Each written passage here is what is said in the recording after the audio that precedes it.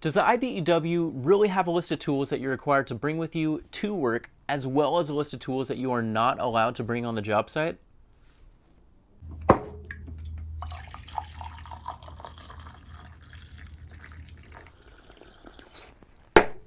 All right, what is going on, everyone? My name is Steven, and if you're new to my channel, the entire purpose of what I'm doing here is to be a resource for you if you are interested in becoming an electrician or if you're already living that sparky life. So if this is a trade that you're interested in pursuing, then you're definitely in the right place. So if you haven't seen my recent video, Why IBEW, in that I talked about the reasons why I think that becoming an electrician through the IBEW is the way to go.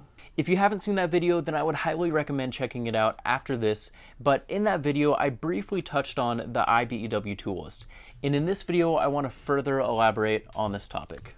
So first, let me answer this question. Does the IBEW really have a list of tools that you're required to own and bring with you to work? Yes, they do, and since that's probably what you're here for, I want to first start off by going over the different tools that are on that list. Now, as I go through this list of tools, which is found in what we call here at IBEW Local 48, our commercial industrial agreements, I'm going to also be showing you some of the tools that I use that personally meet this tool list requirements. And if you're interested in checking out any of these tools for yourselves, I will be putting Amazon links to each of these tools in the description of this video. So yeah, check them out if you want. I should also probably mention that this tool list is going to be specific to IBEW Local 48 here in Portland, Oregon, and other locals may have a slightly different tool list. All right, so let's get into this. All employees shall provide themselves with a basic set of hand tools in good repair as follows: 1 pair of side cutting pliers, 1 pair of diagonal cutting pliers, 1 claw hammer, 2 pairs of channel lock pliers sizes 420 and 430 or equal, 1 small tip flat screwdriver, 1 medium tip flat screwdriver, 1 large tip flat screwdriver, 1 knife, 2 stubby screwdrivers, flat and Phillips, 3 Phillips screwdrivers, number 1, number 2, and number 3, 1 torpedo level, 1 center punch or awl, 1 10-inch adjustable wrench, crescent or equal, 1 pair of long nose pliers, 1 tool container, pouch, box, bucket, bag, etc., 1 steel tape measure, 12-foot minimum, 1 hacksaw frame, adjustable, 1 wire stripper, 1 UL approved Wiggins or equal tester, Allen wrenches, 1 each of 3/8, 5/16, and 1/4 inch, 1 set of nut drivers or a 1/4 inch socket set, 1 pair of gloves, combination wrenches, 3/8, 7/16, 1/2, and 9/16. And then they end the list by saying this: in addition, employees shall provide rain gear or weather-related clothing and safety boots. Makes sense. So as you can see, this is a pretty basic list of personal hand tools that is necessary for anybody to have that is working as an electrician, whether or not they're a union electrician through the IBEW. And I would personally assume that any employer would expect their electricians to show up with and personally own pretty much every single one of the tools that are listed on this list.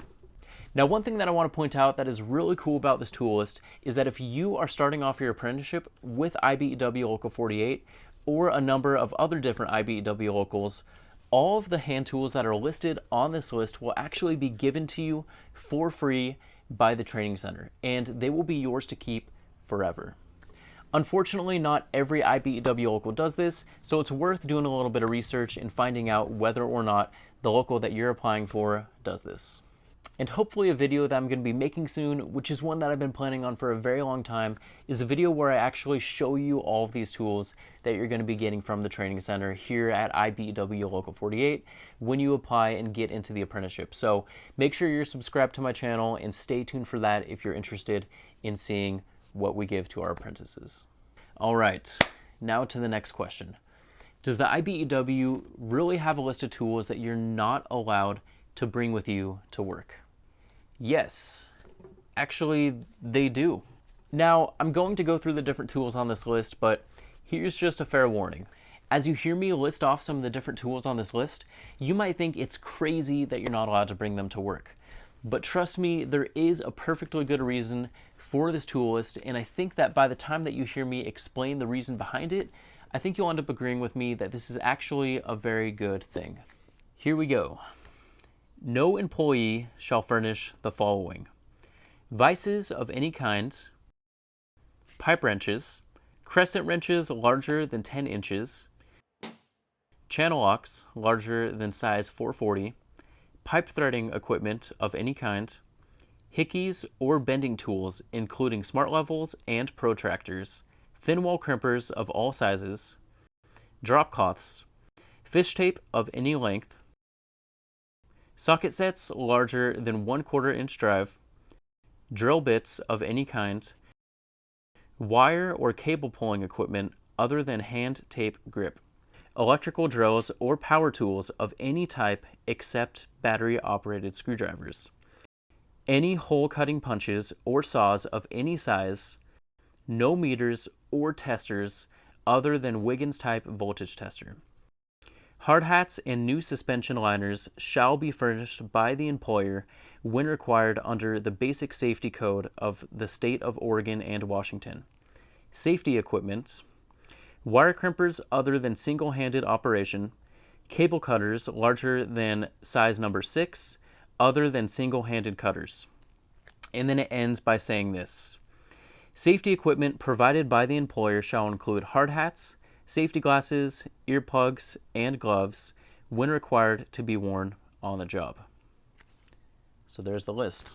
Now, at first glance, it might sound like the IBEW is just being unnecessarily controlling by telling you what you're not allowed to bring to work.